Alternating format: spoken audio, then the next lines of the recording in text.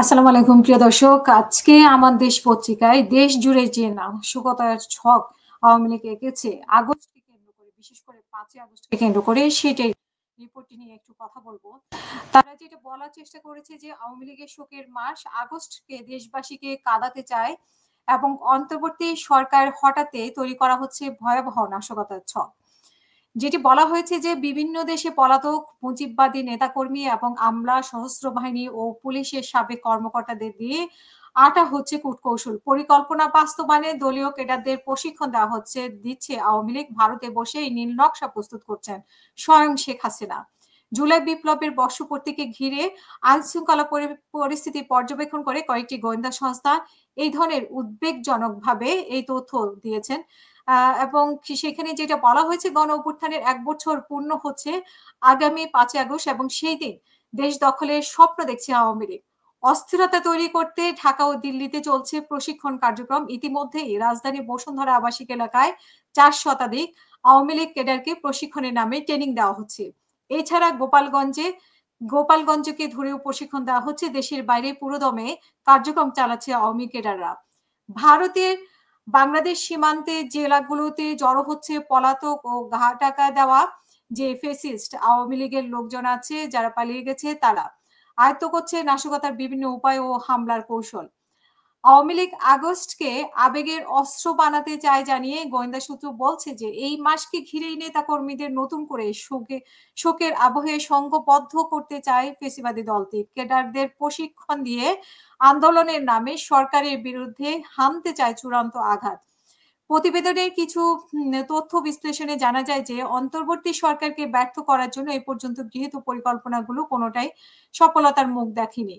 এবং এখানে যেটা বলা হচ্ছে, সেই লক্ষ্যে সারা দেশে সন্ত্রাসী কর্মকাণ্ডের পারদর্শী ও ডাই হার্ট আওয়ামী লীগ, যারা আওয়ামী লীগের জন্য মরতে রাজি, সেই রকম তাদেরকে দিয়ে প্রস্তুত করা হচ্ছে। বিশ্বের বিভিন্ন দেশে অবস্থানরত আওয়ামী লীগ সমর্থিত সাবেক মন্ত্রী, এমপি ও কেন্দ্রীয় নেতাদের ভারতে যাওয়ার নির্দেশনা দেওয়া হয়েছে। হাসিনার নির্দেশনা অনুযায়ী কয়েক সপ্তাহ আগে থেকেই বুকিং দেওয়া শুরু করেছে এয়ার টিকিট এবং ভারতে যাওয়া শুরু করেছে। অনেকেই ইতিমধ্যে ভারতে পৌঁছে গেছেন এবং সেখানে বাছাইকৃত নেতাদের চূড়ান্ত নির্দেশনা দেওয়া হবে।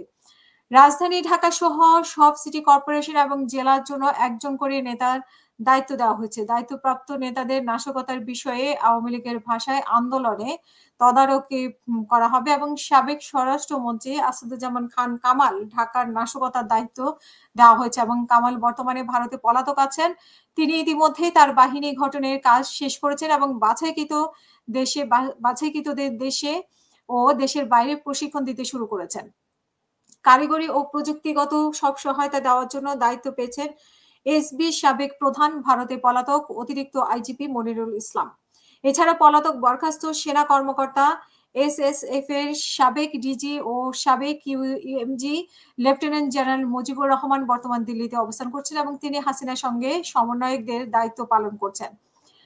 ভারতের গোয়েন্দা সংস্থা রয়ের অত্যন্ত বিশ্বস্ত হিসেবে পরিচিত জেনারেল মুজিব ময়মনসিংহ অঞ্চলের দোবাউড়া সীমান্ত দিয়ে তিনি ভারতে পালিয়ে যান। মুজিব ছাড়াও পলাতক একাধিক জেনারেল নাশকতার পরিকল্পনা সাজাচ্ছে। এসপি মনিরুল দেশবিরোধী তৎপরতা চালানোর জন্য দিল্লিতে একটি কার্যালয় নিয়েছেন এবং সেখানে বসে রয়ের সঙ্গে পরামর্শ করে সব পরিকল্পনা বাস্তবায়নের কাজের নির্দেশ দিয়েছেন শেখ হাসিনা নিজে। নাশকতার সার্বিক বিষয়ে তত্ত্বাবধান করছেন জেনারেল মুজিব ও এসপি মনিরুল।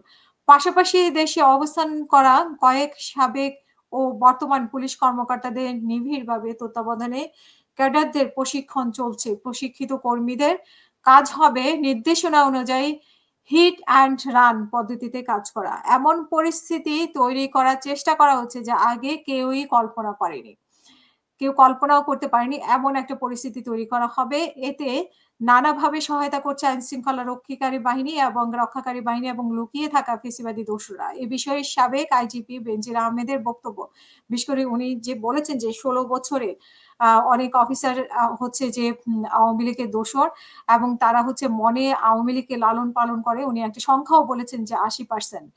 এরাই সম্ভবত আওয়ামী লীগের পক্ষে বন্দুক ঘুরিয়ে দিবে। গোয়েন্দা প্রতিবেদনের বিশ্লেষণে আরো দেখা যায় যে দেশের বিভিন্ন স্থানে বড় বড় স্থাপনায় নাশকতা, ধ্বংসাত্মক কর্মকাণ্ড পরিচালনা কৌশলে মানে অভ্যুত্থানপন্থী দলগুলোর কিছু কর্মীকেও ভাড়া করেছে নিজেদের মধ্যে সন্ত্রাসী কর্মকাণ্ড চালানোর মাধ্যমে বিশৃঙ্খলা পরিস্থিতি তৈরি করে নির্বাচনের আগেই ঢাকা অবরোধ কর্মসূচির মাধ্যমে সরকারের পতন ঘটাতে চায় আওয়ামী লীগ। বর্তমানে পুলিশের দুর্বল অবস্থানের সুযোগে বাহিনীর মনোবল ভেঙে দেওয়ার জন্য তাদেরই প্রথম টার্গেট হতে পারে, যাতে পুলিশের আন্দোলন দমনে নিষ্ক্রিয় থাকে। একই সঙ্গে গুরুত্বপূর্ণ ব্যক্তিদের আঘাত করা, যাতে দেশ ও দেশের বাইরে আলোড়ন সৃষ্টি হয়। বাছাইকৃত কর্মীদের যোগাযোগের জন্য প্রচলিত মাধ্যম এড়িয়ে অপরিচিত আলাদা অ্যাপ চালু করেছে এবং সোশ্যাল মিডিয়া নিয়ন্ত্রণের জন্য কাজ করছে প্রশিক্ষিত দল। এসব পরিকল্পনা বাস্তবায়নে সমন্বয়কদের প্রয়োজনে তাদের কাছে টাকাও পাঠানো হচ্ছে। হুন্ডির মাধ্যমে ভারত থেকে টাকা আসছে। এছাড়া দেশে অবস্থান করা তুলনামূলক কম বিতর্কিত নেতাদের নামেও টাকা সরবরাহ করা হচ্ছে। সুইজারল্যান্ডে অবস্থান করা সামিট গ্রুপের মালিক আজিজ খানকে বিদেশি ফান্ড ম্যানেজ করার দায়িত্ব দেওয়া হয়েছে। আওয়ামী পরিকল্পনার অংশ হিসেবে গত ৮ জুলাই বসুন্ধরা আবাসিক এলাকায় একটি কনভেনশন হল ভাড়া করে দিনব্যাপী ক্যাডারদের প্রশিক্ষণ দেওয়া হয়। এনজিওর প্রশিক্ষণের নামে ৪ শতাধিক নেতা কর্মীদের নাশকতার বিভিন্ন আধুনিক কৌশল শেখানো হয়। গুজব ছড়ানোর নানা উপায় সম্পর্কে জ্ঞান দেওয়া হয়। এই ঘটনায় ২ জনকে ইতিমধ্যেই গ্রেপ্তার করেছে পুলিশ। এর মধ্যে একজনের বাড়ি হচ্ছে গোপালগঞ্জ। নাশকতার ছক অংশ হিসেবে মাইলস্টোনের ট্র্যাজেডির মতো উদ্ভূত যেকোনো পরিস্থিতিতে সুযোগ কাজে লাগিয়ে তাৎক্ষণিক ব্যবস্থা নিতে বলা হয়েছে আওয়ামী লীগ ক্যাডারদের। সর্বশেষ ২২ জুলাই সচিবালয় আক্রমণের ঘটনায় গ্রেপ্তার ব্যক্তিদের তথ্য পেয়েছে আইনশৃঙ্খলা রক্ষাকারী বাহিনী।